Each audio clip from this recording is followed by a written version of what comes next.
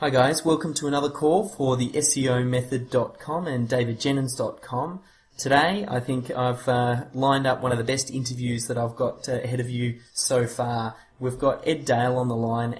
For those of you who listened to the audio where Ed interviewed me, you'll know our history's sort of been intertwined for a long time now, having followed his original work with the Underachiever, attending the Underachiever seminar, going to the Beechworth seminar. Now I've even started taking the 30-day challenge training and using that to train my assistants to get them up to speed, sort of shortcutting. Nice. I don't think Ed even knows that. No, it's a great idea. And using the latest thing I'm doing as well, obviously I've locked in for the Melbourne seminar coming up, but I'm using Dominiche as well, which I got a long time ago, to start selling my first site on Flippa, because I've got a big network of sites, and I know with some of the work I've been doing with offline business, you really do get a big cash flow injection when you do the sales. So suffice to say, love Ed's stuff. Very excited about what we're going to talk to Ed about today on the phone. So Ed, just like to welcome you to the call. Well, thanks, mate. I'm very excited. It's nice to be on the other side of the mic, so to speak. So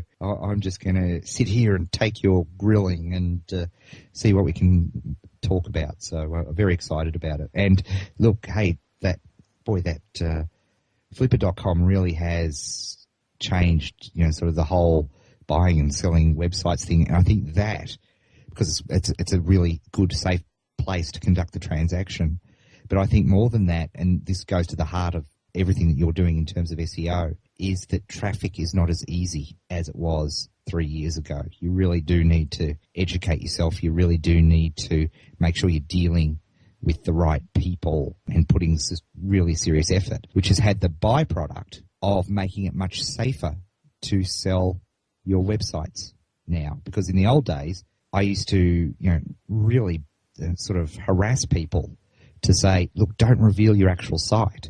Talk about the actual thing, get a non-disclosure, get protection, get all of this sort of stuff. Because what was happening is people were opening the kimono, as they say in the biz, and revealing everything about their site. And because traffic was so easy in 2006, people would just throw up 5-cent Google campaigns or, do some quick and dirty SEO and they would effectively, mutilate the site. So rather than selling it, they would just rip it off.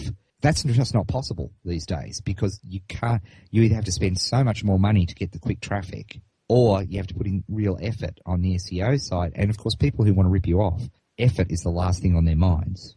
So It's very exciting. I think it's a very exciting area now. It's great. I think it's sort of, it really does sort the wheat from the chaff. Well, I feel like this sort of leads into traffic being such an important part, and I know to stay on the cutting edge, you're constantly sort of testing and developing new techniques. You're especially doing a lot of work with Dan Rain over in the labs and for the immediate edge. Yeah. Perhaps if we take a case study and dive into it, and I know you talk about the symphony of 4 parts, and there is market research, traffic conversion, and also the product itself. But if we were to just really hone in on the traffic, and I know there is going to be some overlap, obviously, but I know just recently you had a little product that you launched which kind of went a little bit under the radar, I think, for the value of what it could really provide, which is your Valuing Websites course. It's obviously really key for the buying and selling on Flippa like we're talking about.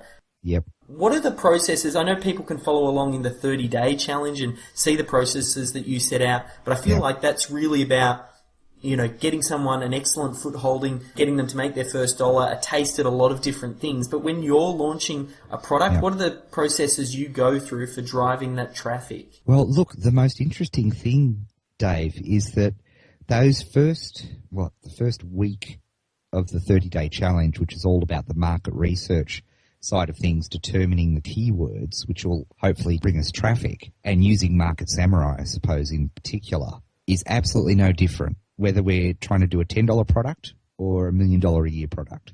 It really is exactly what we do. We don't pull any punches. The difference, if you will, and a lot of people are interested in this, what's the difference? The difference is once we find something that's going to work, then we apply a whole other bunch of traffic techniques. We teach effectively 2 or 3 traffic techniques, the most standard, the most important, the most basic ones inside the 30-day challenge. But as you well know, there are dozens and dozens and dozens of strategies that you can use, and depending on your skill level and your financial resources that are available to you.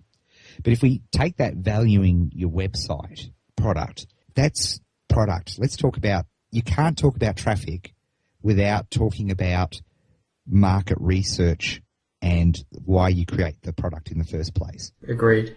Because I think the biggest mistake people make is that they think about that product first, which we often talk about as part 4 in that Magnificent Symphony. They come up with the product idea first without really seeing if there's A, a market for it, and B, if there's any traffic in that market, and C, will that market actually buy anything?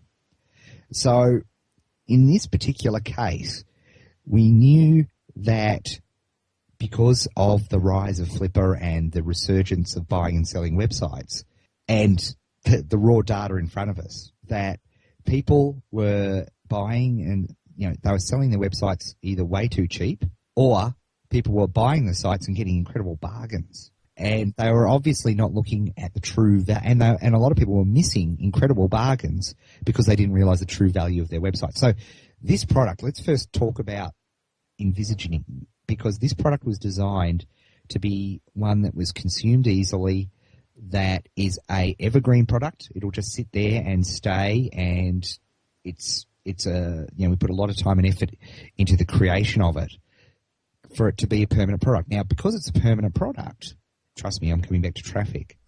It's so important to do your keyword research in that market research phase to make sure, if you're going to create a product, if you're going to put up a website, if you're going to do a blog, if you're going to create content about it, to me, it's a crime not to optimize all of that stuff for the keywords in that marketplace that are likely to attract traffic. Too often, people create these content, and look, it works. It works, no question.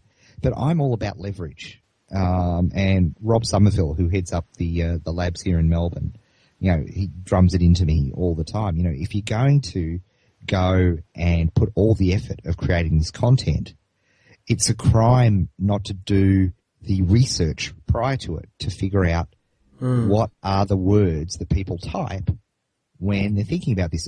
You've heard me say it, Dave. Nothing exists on the internet without a phrase or a keyword.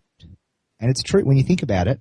Until somebody types something into Google or Wikipedia or whatever it is, it may as well not exist. So, and if you aim at nothing, you're sure to hit, along those same sort of lines. Exactly. You accidentally might rank well, but I don't like accidents in business. I don't want to be accidentally successful.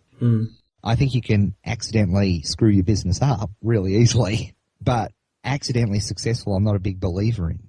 So what we did in that specific case is, okay, what are the key, and this, we're not talking a mega market here, Dave. This is, as you quite, rightly pointed out, this is a really niche product, and a lot of our promotional strategies for the product going forward are about doing JVs with companies like Flippa and people who are involved in that very niche area, which is buying and selling websites. So Mark Copeman, who's our partner, brilliant partner on that product, actually used Market Samurai and did exactly the same research that we teach in that first week of 30-day challenge to develop up a series of keyword phrases related to valuing a website that we used for tagging purposes, that we used for when we put the videos up, they're keyword tagged with these phrases, and the content is on the blogs and so on, the classic, and this is grade 1 SEO. We don't keyword stuff deliberately. We don't do any of that stuff because I think it's cutting your nose to spite your face. I really don't. Great content is the best SEO that exists. And Leslie Rohde, who's of course coming to Melbourne, in my mind is one of the greatest SEO guys on the planet, a true legend in terms of SEO, points out that the number one best SEO trick, the number one best SEO technique is developing great content. And you can juice that great content just by being smart about using, the phrases that are going to attract traffic in that market, in your headline, in that first paragraph.